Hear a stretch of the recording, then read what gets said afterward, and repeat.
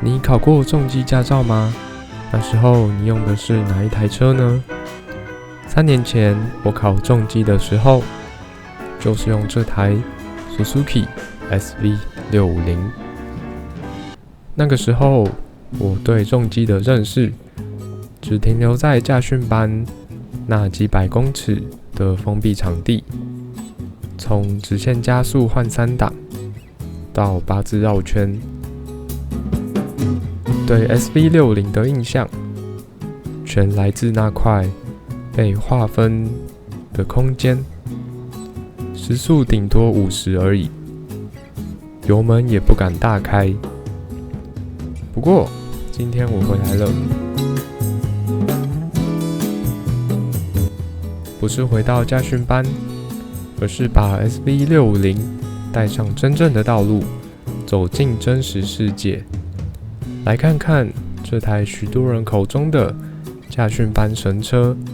离开驾训班之后，它到底是什么模样？3年前的我对重机充满好奇，但也满满的不安。这么重的车，我真的骑得动吗？直线7秒会不会熄火呢？8字绕圈会不会压线？我还记得第一次把车扶起来的时候，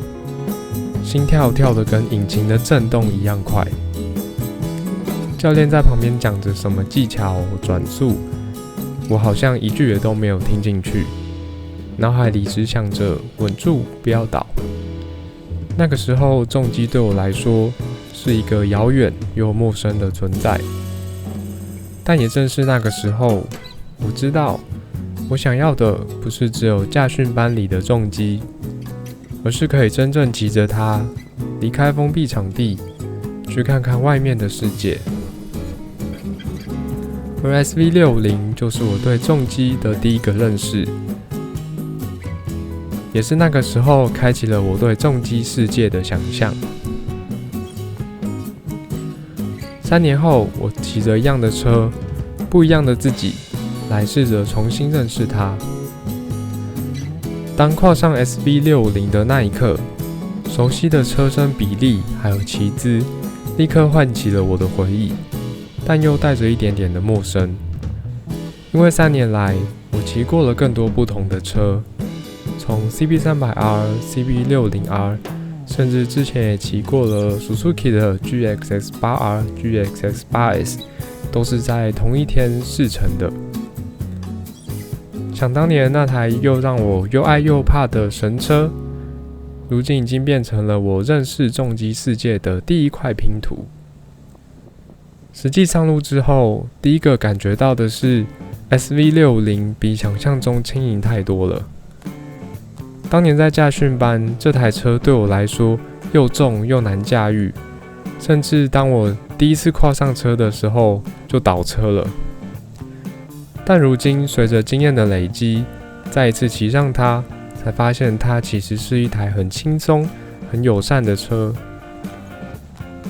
V 型双缸的低转扭力非常充足，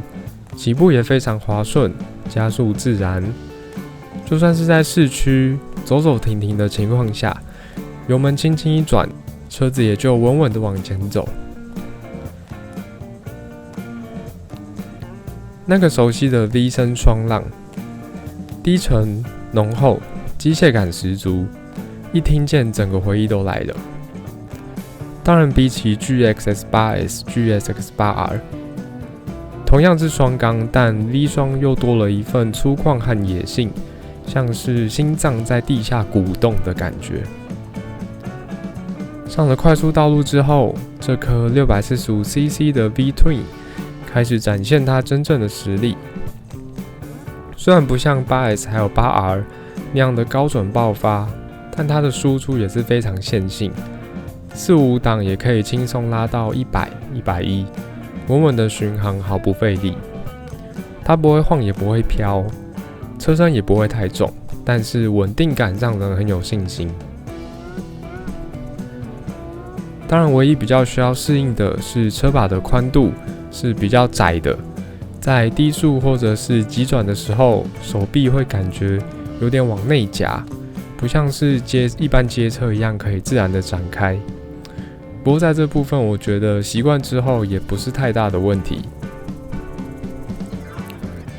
3年前的我满脑子想的都是不要倒车，不要熄火，但现在的我想的是，这台车适不适合长期拥有呢？我能够骑这台车去哪里呢？从当年的菜鸟到今天可以冷静分析车辆特性的自己，这台 SV650 可以说是见证了我的成长。很多人说 SV650 是入门红牌的最佳选择之一。以前我不懂，现在我懂了，它非常的好上手。虽然我还是建议大家可以从黄牌甚至是白牌挡车开始一步一步升级，但是 SV650 呢，它不会让人感觉到过于刺激，却能在日常使用中给你满满的安全感，还有骑乘乐趣。它的车不会太大，骑起来却又蛮稳的，就像一个成熟的大人，不需要太张扬，却始终可靠。对我来说 ，SV650 不只是一台考照神车，它更像是一座门槛，跨过它，你就真正走进了重机的世界。这趟载誉 SV650 对我来说，不只是一场试乘，更像是一段回忆的重逢。3年前，它是我接触重机的起点。然而现在已经不再是考照用的代名词，而是我开始真正认真的思考，未来我到底想要一台什么样的车。而未来的我也会持续去体验更多不同性格的车，不论是仿赛、街车，甚至是旅行车，陪我去跑那些我还没有跑过的山路，也一起去探索地图上那些没有标出来的弯道。每一台车都会是我重机人生里很重要的记忆，就像一段旧友重逢，不见得要走一辈子，但每台车都在我生命里留下印记，而这个印记也会一直都在。